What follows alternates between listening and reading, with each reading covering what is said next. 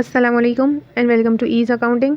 आज हम करेंगे क्वेश्चन नंबर 13 चैप्टर नंबर 4 का ledger posting and trial balance. तो चलिए अपनी वीडियो को कंटिन्यू करते हैं। यहाँ पर कुछ बैलेंसेस दिए गए हैं चाचू ट्रेडर्स के, जो 5-6 आपको बैलेंसेस दिए हुए हैं इनिशियली, वो आप देख रहे हो यहाँ पे, और इसमें से आपको कैपिटल फाइंड आउट करके दिखाना है। एज़ यू नो कि अगर हमें कैपिटल फाइंड आउट करना हो तो एसेट में से आप लायबिलिटीज़ को सब्ट्रैक्ट कर दोगे तो आपके पास कैपिटल आ जाएगा, जो हम अकाउंटिंग इक्वेशन में फर्स्ट चैप्टर में कर चुके हैं। ठीक है, इसके बाद कुछ ट्रांजैक्शंस आपको दी हुई है नवंबर में, जिनको आप जनरल में करोगे।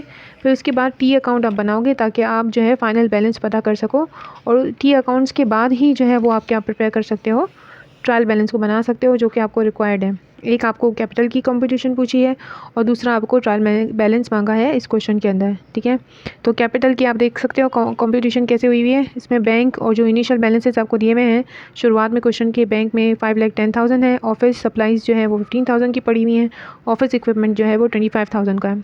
टोटल एसेट्स आपके पास आ गए 5,50,000 के। इसमें से आप लायबिलिटीज़ को सब्ट्रैक्ट करोगे, जो कि एडवर्टाइजमेंट पेएबल है 10,500, अकाउंट पेबल गिवन दिया हुआ है आपको 1,30,000, और बैंक लोन आपको दिया हुआ है 47,000। इनको ऐड करके तो करोगे आप तो आपके पास टोटल लायबिलिटीज़ आ जाएंगी विच इज़ 1,87,500। अब टोटल एसेट्स में से आप टोटल लायबिलिटीज़ को सब्ट्रैक्ट कर दोगे तो you will find the Rahil capital. ठीक है, अब इसके बाद क्या है, इसके बाद हम जर्नल की एंट्रीज बनाएंगे। ये रफ साइड पे होती है वर्किंग, लेकिन हमने करनी ज़रूरी है, और इसका टी अकाउंट भी हमें बताना करना ज़रूरी है, क्योंकि टी अकाउंट के बैलेंसेस ही जो है वो ट्रायल बैलेंस के अंदर जाते हैं। ठीक है, तो अब हम जनरल एंट्री देख लो कि क्या दी हुई है। 1 नवंबर को purchase office equipment on credit from AB and company ₹40,000 equipment purchase किया गया है ना, तो ऑन अकाउंट पे किया गया है। यहाँ पे आपको कैसे पता, क्योंकि यहाँ पे क्रेडिट लिखा हुआ है। जब क्रेडिट लिखा हुआ होता है इसका मतलब उधार पे परचेजेस हुई हैं। तो आप ऑफिस इक्विपमेंट डेबिट साइड पे लिखोगे 40,000, और अकाउंट पेबल को आप क्रेडिट करोगे 40,000 से। ठीक है, अब इसके बाद क्या है, क्योंकि लायबिलिटी आपकी बढ़ती है तो वो क्रेडिट साइड पर चली जाती है। नवंबर 3 को क्या हो रहा है, withdraw cash from bank for office use ₹30,000। Office use के लिए होता है तो हम इसको ड्राइंग कंसिडर नहीं करते हैं। ठीक है, बैंक से पैसे निकालें तो कैश आपके पास आ जाएगा 30,000, और बैंक में से पैसे निकल गए हैं तो बैंक को आप क्रेडिट कर दोगे 30,000 से। ठीक है, क्योंकि बैंक में से पैसे कम हो गए। 5 नवंबर को क्या हो रहा है, return office equipment purchase on 1 नवंबर 5,000। यहाँ पर परचेज रिटर्न को आपको समझना ज़रूरी है। अगर परचेज़ रिटर्न यानी वो परचेजेस जो आपने for the purpose of resale के लिए की थी, तो उसकी जगह आप अगर जब रिटर्न करने जाओगे उस सामान को आप रिटर्न करोगे तो वो परचेज़ रिटर्न कहलाएगा। लेकिन वो सामान जो आपने ख़रीदा हो, लेकिन सेल के लिए नहीं ख़रीदा हो, आपने अपने ऑफिस यूज़ के लिए ख़रीदा हो, और उसका कुछ हिस्सा आप रिटर्न करने जाओगे, तो उसी टाइटल ऑफ अकाउंट को आप क्रेडिट करोगे। परचेज रिटर्न नहीं लिखोगे, परचेज रिटर्न को क्रेडिट नहीं लिखोगे, उसकी जगह पे आप वही टाइटल लिखोगे जो उस अकाउंट का टाइटल होगा, उसी को ही आप क्रेडिट करोगे। अब यहाँ पर देखो, ऑफिस इक्विपमेंट आपने परचेज़ किया था ना, लेकिन रीसेल के लिए नहीं किया था। ठीक है, तो और यहाँ पर नीचे क्या ट्रांजैक्शन आपको दी है कि return office equipment purchase on 1 नवंबर ₹5,000। ठीक है, तो यहाँ पर आप क्या करोगे, अकाउंट पेबल लिखोगे। अकाउंट पेबल क्यों लिखोगे, क्योंकि 1 नवंबर को आपने जो है वो क्रेडिट पे परचेज़ किया था ऑफिस इक्विपमेंट, तो अकाउंट पेबल आप कम करोगे, आपकी लायबिलिटी कम हो गई, क्योंकि आप कुछ हिस्सा ऑफिस इक्विपमेंट का उसे वापस कराए हो। और नीचे आप क्रेडिट साइड पे क्या लिखोगे, ऑफिस इक्विपमेंट ही लिखोगे। ऑफिस इक्विपमेंट क्यों लिखोगे, परचेज रिटर्न नहीं लिखोगे। परचेज रिटर्न इसलिए नहीं लिखोगे क्योंकि आपने for the purpose of resale office equipment नहीं लिया था, आपने अपने ऑफिस के लिए लिया था। ठीक है, तो यहाँ पे ये डिफरेंस है, याद रखना। अगर परचेज रिटर्न 2 तरह के होते हैं, एक for the purpose of resale होगा, तभी आप परचेज रिटर्न का अकाउंट डालोगे क्रेडिट साइड पर। अगर वो for the purpose of resale नहीं थी परचेजेस, तो आप उसी टाइटल ऑफ अकाउंट को क्रेडिट करके दिखाओगे। ठीक है, अब यहाँ पर क्या है, नवंबर 7 को क्या है, paid salaries expense in cash ₹10,000। यहाँ पे सैलरीज सिंपल है और कैश में पेमेंट हो गई है, तो सैलरीज एक्सपेंस आप डेबिट साइड पे लिखोगे, क्योंकि एक्सपेंस इंक्रीज़ होता है तो डेबिट पे जाता है, और कैश को आप 10,000 से क्रेडिट कर दोगे, क्योंकि आपके पास से कैश चला गया है। नवंबर 15 को क्या हो रहा है, issue a cheque in payment of account payable ₹11,000।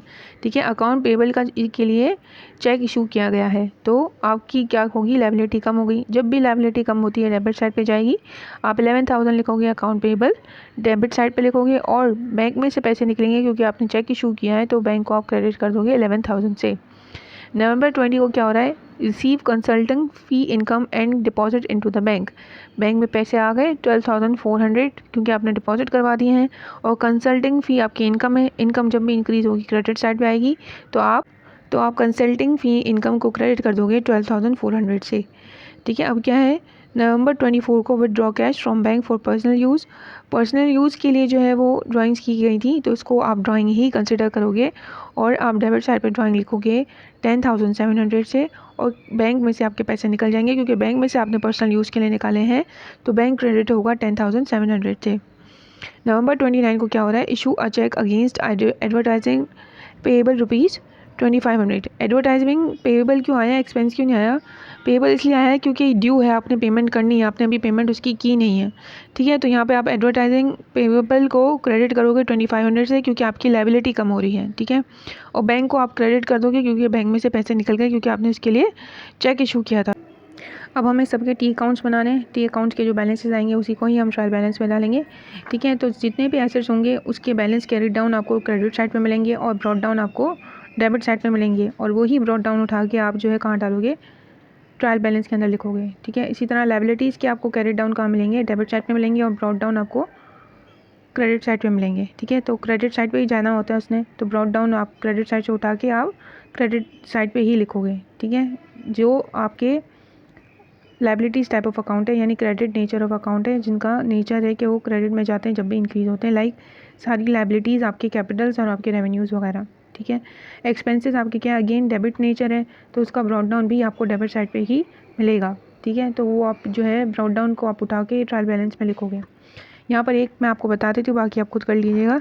Bank में देखिए, बैंक में इनिशियली क्वेश्चन के बिल्कुल स्टार्ट में आपको जब क्वेश्चन स्टार्ट हो रहा है तो कुछ बैलेंसेस दिए हुए हैं, उनको भी देखकर आपको चलना है, ठीक है। तो आपने बैलेंस ब्रॉट डाउन बैंक के अंदर लिख दिया 5,10,000।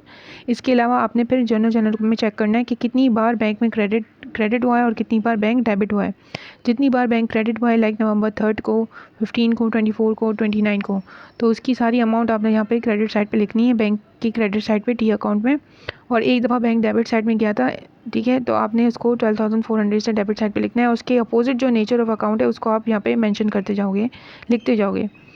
अब आपने टोटल कर लिया तो डेबिट साइड आपकी हैवियर है, 5,22,400 है, ठीक है। और बैलेंस सारे जो क्रेडिट बैलेंस है उसको उसमें से सब्ट्रैक्ट करोगे आप, तो आपके पास बैलेंस कैरी डाउन आ जाएगा 4,68,200। इस तरह आपके डेबिट और क्रेडिट बैलेंस हो गए। अब यहाँ पे देखो बैलेंस ब्रॉट डाउन आ गया, अगेन बैलेंस ब्रॉट डाउन नई डेट के साथ यहाँ पे आया 4,68,200, और इसी को उठा के आप कहाँ लिख रहे हो, ट्रायल बैलेंस में लिख रहे हो, ठीक है। इसी तरीके से आप सारे अकाउंट्स प्रिपेयर कर लोगे, लेकिन इनिशियली आप चेक कर लीजिएगा कि स्टार्ट में कोई बैलेंस तो नहीं दिया हुआ, शुरुआत में जो क्वेश्चन के दिया हुआ है उसको स्किप मत कीजिएगा, वरना आपके आंसर्स गलत हो जाएंगे। होप आपको अच्छे से समझ आया होगा। अगर आपको वीडियो अच्छी लगती है तो काइंडली लाइक करें, शेयर करें और सब्सक्राइब करना मत भूलिएगा। ओके, अल्लाह हाफ़िज़।